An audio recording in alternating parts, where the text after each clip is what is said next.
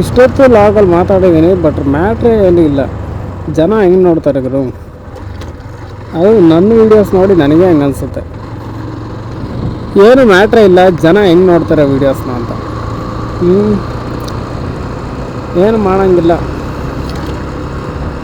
Improvement ಆಗಬೇಕಂದ್ರೆ first ಮಾತಾಡೋಕ್ಕೆ ಬರಬೇಕು. ಇವಾಗೇನು ಯಾರ ಜೊತೆನ ಫ್ರೆಂಡ್ಶಿಪ್ ಜೊತೆ ಈ ಫ್ರೆಂಡ್ಸ್ ಹುಡುಗರ ಜೊತೆ ಒಂದು 10 ನಿಮಿಷ ಕೂತ್ಕೊಂಡು ಮಾತಾಡೋದು ಈಸಿ. ಬಟ್ ಒಬ್ಬರೇ ಈ ಥರ ಮಾತಾಡ್ಕೊಂಡು ಹೋಗೋದು ಇದೆಲ್ಲ ತುಂಬ ಕಷ್ಟ. ಅದಕ್ಕೆ ಇದನ್ನು ಲಾಗ್ ಅಂತಾರೆ. ಲಾಗ್ ಮಾಡೋದು ಇವಾಗ ಕುರಿ ಮಂದೇ ಆಗೋಗ್ಬಿಟ್ಟವ್ರು ಲಾಗ್ ಮಾಡೋರು. ನಾನು ಮಾಡ್ತೀನಿ ಲಾಗು, ನಾನು ಮಾಡ್ತೀನಿ ಎಲ್ಲರೂ ಲಾಗ್ ಮಾಡ್ತವ್ರೆ. ಮಾಡ್ಬೋದು, ಏನು ಪ್ರಾಬ್ಲಮ್ ಇಲ್ಲ. ಯೂಟ್ಯೂಬಲ್ಲಿ ಏನು ಯಾವುದೇ ರಿಸ್ಟ್ರಿಕ್ಷನ್ ಇಲ್ಲ. ಇಷ್ಟೇ ಜನ ಮಾಡಬೇಕು, ಅಷ್ಟೇ ಜನ ಮಾಡಬೇಕು ಅಂತ. ಎಷ್ಟು ಜನ ಬೇಕಾದರೂ ಲಾಗ್ ಮಾಡ್ಬೋದು.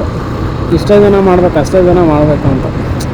ಬಟ್ ಸುಮಾರು ವರ್ಷಗಳ ಹಿಂದೆ ಟ್ರೈ ಮಾಡಿದವರೆಲ್ಲ ಇವಾಗ ಸಕ್ಸೀಡ್ ಆಗಿದ್ದಾರೆ. ಅದನ್ನು ನೋಡಿ ನಾವು ಅದೇ ಥರ ಸಕ್ಸೀಡ್ ಆಗ್ತೀವಿ ಅಂತ ಏನಾದ್ರು ಸ್ಟಾರ್ಟ್ ಮಾಡಿಕೊಂಡ್ರೆ ಅಷ್ಟೇ ಕತೆ ಹೊಗೇನೆ. ಯಾಕಂದರೆ ಅವರು ಈ ಹಠ ಬಿಡದೇ ಇರೋ ಹುಚ್ಚಾಟ ಮಾಡ್ಕೊಂಡಿರ್ತಾರಲ್ಲ, ಹುಚ್ಚಿರ್ತಾರ, ಅವ್ರು ಮಾಡ್ತಾರೆ ಅಷ್ಟೇ. ಆ ಥರ ಅವರು ಪಾಸ್ ಆದರೂ ಫೇಲ್ ಆದರೂ ಹೊಗೆ ಹಾಕ್ಸ್ಕೊಂಡ್ರು ಬಿಡೋಲ್ಲ ವ್ಲಾಗ್ ಮಾಡೋದು.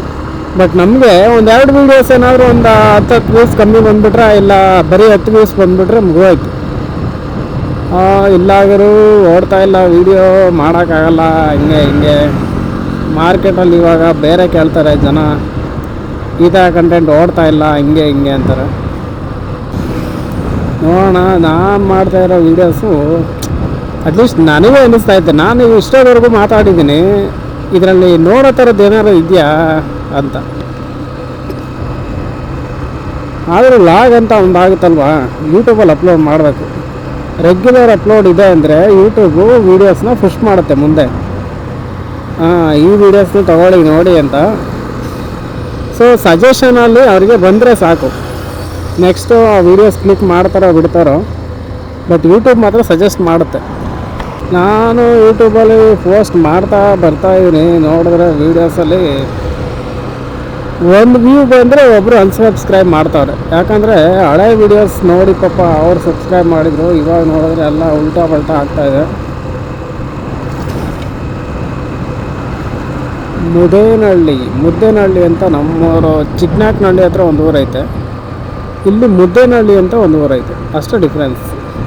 ಕ್ಯಾಮ್ರಾಸ್ನ ಮೌಂಟ್ ಮಾಡಿಕೊಂಡು ವೀಡಿಯೋ ಮಾಡೋದನ್ನ ಕೇರಳದಲ್ಲಿ ಅನಿಸುತ್ತೆ ಬ್ಯಾನ್ ಮಾಡಿದ್ದಾರೆ.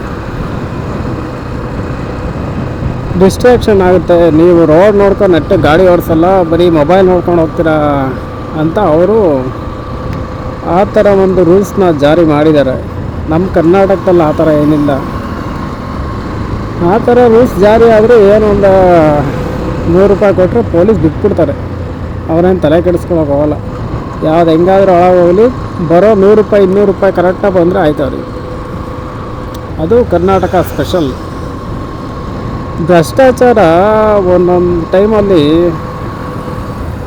ನಮಗೆ ವರನೂ ಆಗುತ್ತೆ, ಕೆಲವೊಂದು ಟೈಮಲ್ಲಿ ಶಾಪನೂ ಆಗುತ್ತೆ. ನಮ್ಮ ಕೆಲಸ ಆಗೋಕ್ಕೋಸ್ಕರ ನಾವು ದುಡ್ಡು ಕೊಟ್ಟರೆ ಕೆಲಸ ನಮ್ಮದು ಬೇಗ ಆಗುತ್ತೆ. ಸೊ ಭ್ರಷ್ಟಾಚಾರ ಓಕೆ. ಬೈ ಚಾನ್ಸು ನಮ್ಮ ಕೆಲಸ ಮಾಡ್ಕೊಳೋಕ್ಕೆ ಅತಿಯಾಗಿ ಭ್ರಷ್ಟಾಚಾರ ತಗೊತಾ ಇದ್ದಾರೆ ಅಂದರೆ ಅವಾಗ ಸ್ವಲ್ಪ ಕಷ್ಟ ಅನಿಸುತ್ತೆ.